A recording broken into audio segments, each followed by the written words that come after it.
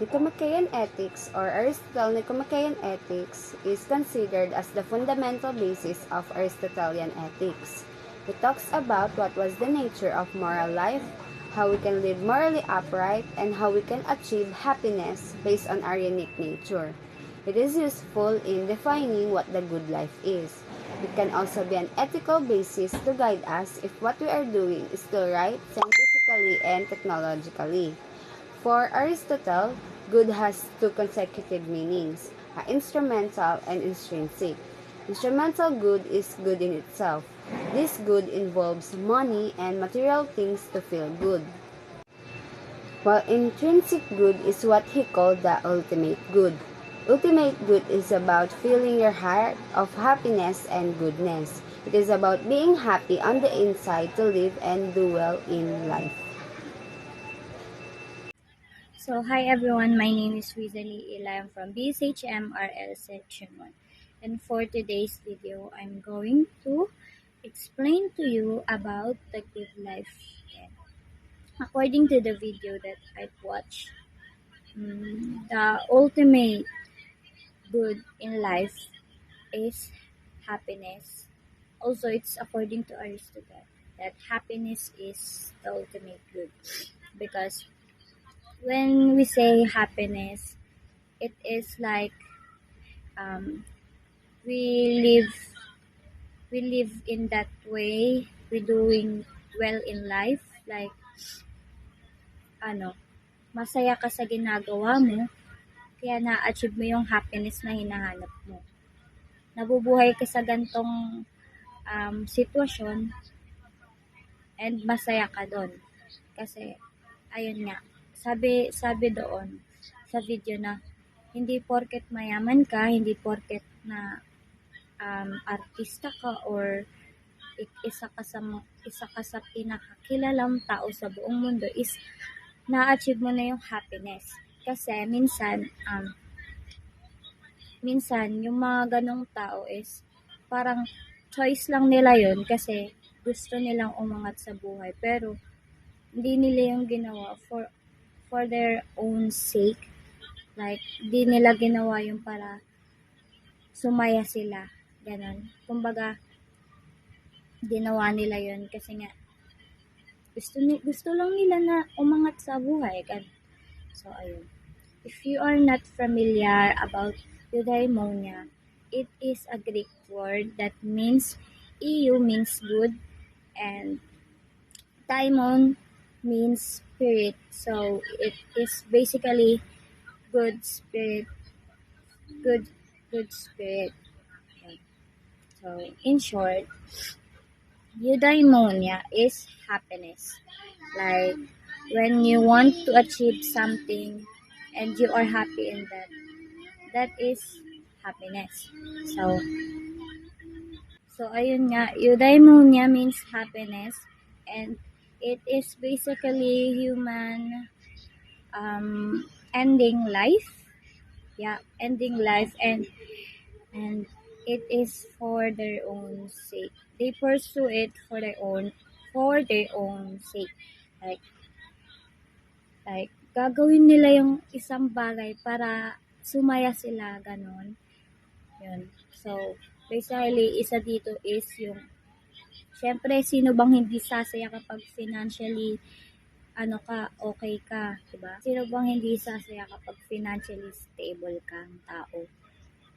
Kumbaga, nandun na tayo sa point na mabibigay mo na lahat ng pangangailangan mo sa pamilya mo, di ba? Pwede ka pong makatulong kasi nga may pera ka, financially stable ka. Hindi mo yung isipin na gumastos ng malaki, di ba? Para sa isang bagay. Kahit ako, pag ganon, sobrang saya ko kasi once na isa talaga sa goal ko na once na naging financially stable ako is makatulong sa ibang tao. And that makes me happy. Kasi, ewan ko, gusto ko talagang makatulong sa ibang tao.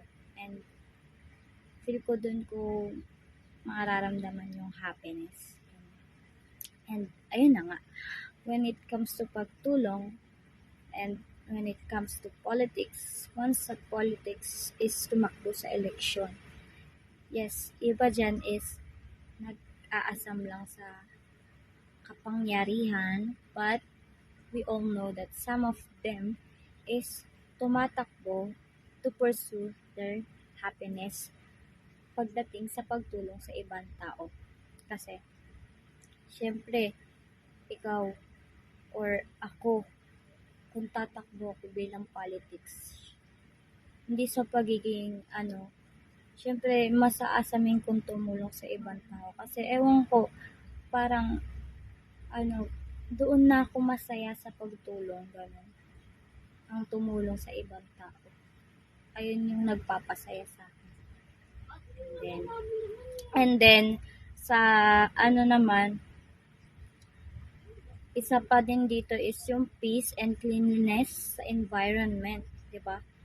Sino ba namang hindi sasaya na kapag yung environment mo is malayo sa mga gulo, ganon, sa mga issues and mga ano mga pollution like that. Kasi syempre paglabas mo pa lang, good mood ka na agad, happiness na agad yung nararamdaman mo kasi ang aliwalas ng paligid, diba? So, ayun nga, parang it's kinda human pursue it for their own sake, diba? Parang yung tayo, ginagawa natin to kasi para sa sarili natin, para sa kagustuhan natin, hindi tayo sa gusto lang natin, pag gustong gusto talaga natin. Tripartite soul illustrates a nested hierarchy of the functions and activities of the soul.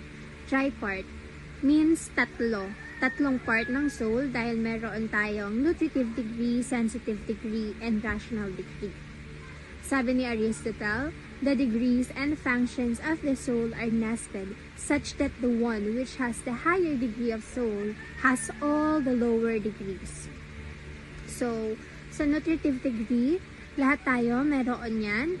Yung plants, animals, and humans, merong nutritive degree dahil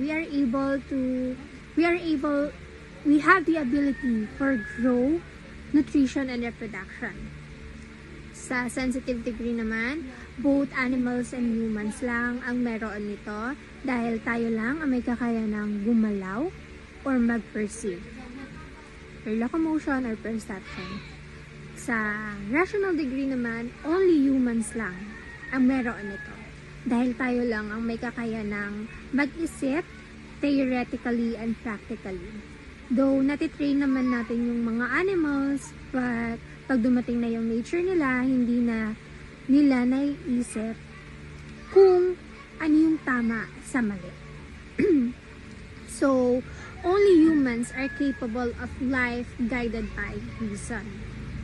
Sa good life naman, makakamit lang natin yung happiness pag meron tayo nitong tatlo, which is the nutritive degree, sensitive degree, and rational degree. Good day everyone, my name is Benedict Odonio and I'm from BSHMRL 11. Today let's talk about the virtue of courage by Aristotle. Aristotle, the Greek philosopher, saw a courage as a virtue, a sign of moral excellence. More precisely, virtue moderated our instincts towards recklessness on the one hand and cowardice on the other. He believed that courageous person feared only what was the worthy of fear. Courage is regarded as a moral virtue in ethical discussions. In the history of philosophy, the concept of courage as a moral virtue derives primarily from Plato and Aristotle's virtue ethics.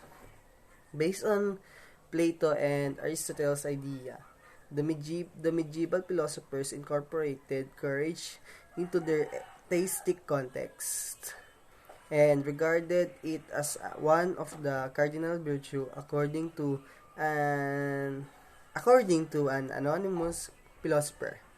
Courage is the most important of the virtues because without it, no other virtue can be practiced consistently. Uh, on occasion, you can be true, fair, generous, and just and even merciful. A philosopher said, but you have to have a lot of courage to be that thing all the time. That's it. Thank you. Eudaimonia is the highest human good, the only good that is desirable for its own sake, rather than for the sake of something else, as a means towards some other end. Is the state of being happy, healthy, and prosperous. In the way we think, happy ka, lahat na nasa isip mo lang ay puro happiness. Kahit mahirap na ang problema, kahit mahirap ang buhay, ang daming challenges, kahit kulang tayo minsan sa pera, pero inisip pa rin natin na magmasaya. The way we lives naman, hindi man ganun kasasarap yung mga pagkain sa araw-araw, but you are thankful dahil meron ka nakakain kahit paano. Parang the way you live your life determines the way you living. The way we act naman, do you find happiness when you share your service, when you share your blessings to others? Kapag the way you live your life, the way you happy, healthy, and prosperous, the way you think, lives, and acts, you are living a good life. Good day, sir. Let me introduce the summary of the topic, which is the good life. So, Aristotle used the word of arete.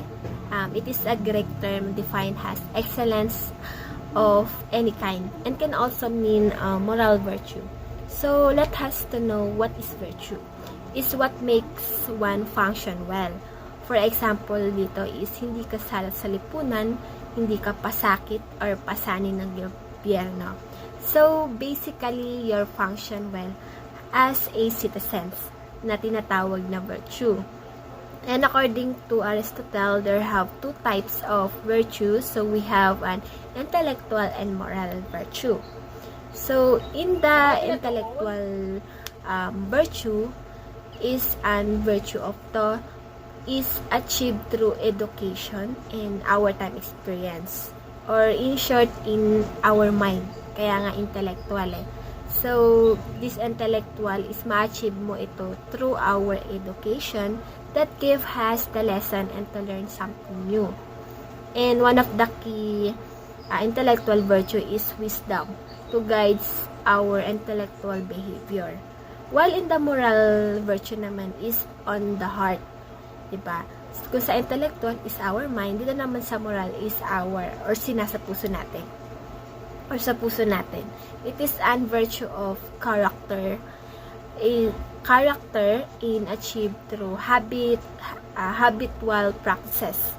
So, to achieve your moral virtue, syempre, you need to have a good behavior or tinatawag natin, what you call this, good character.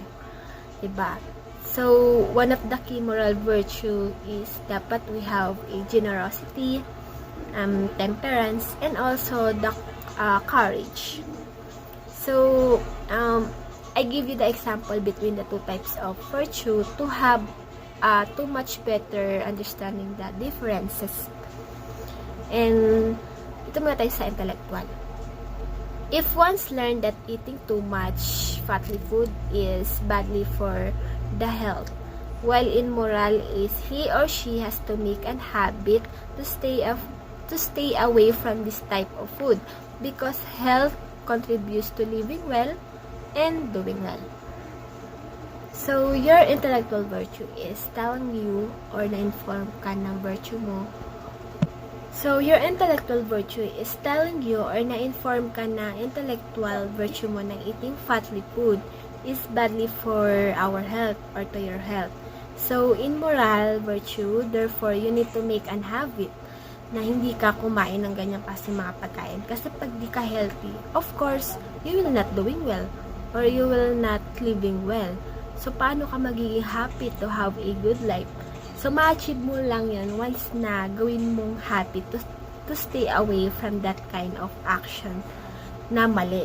Diba?